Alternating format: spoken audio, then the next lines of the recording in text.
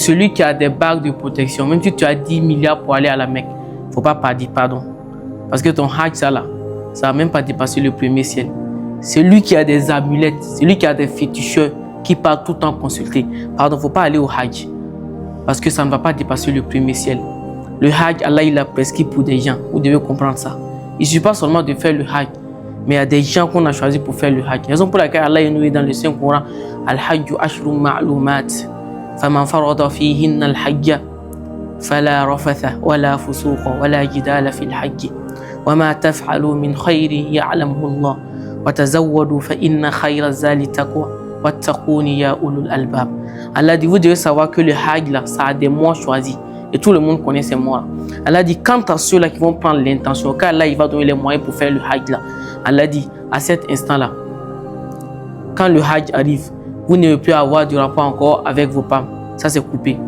Évitez de dire des mots, des gros mots. Évitez de vous mettre dans des débats inutiles. Ceux qui seront dans le hajj, ceux qui seront à la Mecque là-bas. Toi, tu es parti au hajj et puis vous êtes là, vous faites débat de Lionel Messi ou bien Ronaldo, débat de football, débat de politique ou je ne sais quoi. Allah dit, évitez tout ça là parce que ça va gâter votre hajj. Toute personne qui va dans le hajj là, voici les prescriptions à prendre. Évitez les débats, évitez les gros mots, évitez de critiquer et tout, parce que tout ça là, ça va gâter votre hajj. Mais Allah il dit quoi? Allah dit tout ce que vous faites là, c'est-à-dire que Allah il est au courant de ça, Allah il le sait. Mais il dit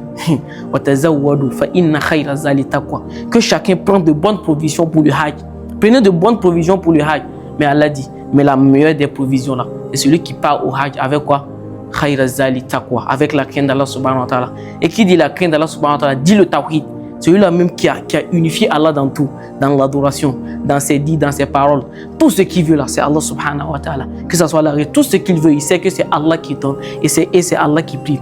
Bague d'amulettes, bague de protection, j'ai fait du cher, j'ai ça.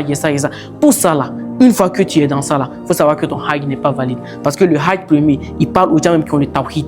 Aux gens qui ont dit la ilaha illallah Muhammadan Rasulullah.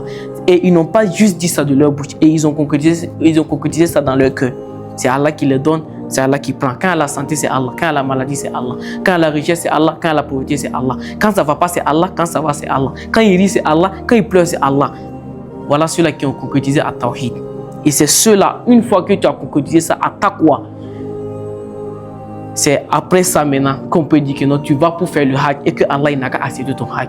Deuxièmement, tu dois faire le hajj comme le frère Mohammed, il a fait le hajj. Lui-même, il dit, faites le hajj comme vous m'avez vu faire le hajj.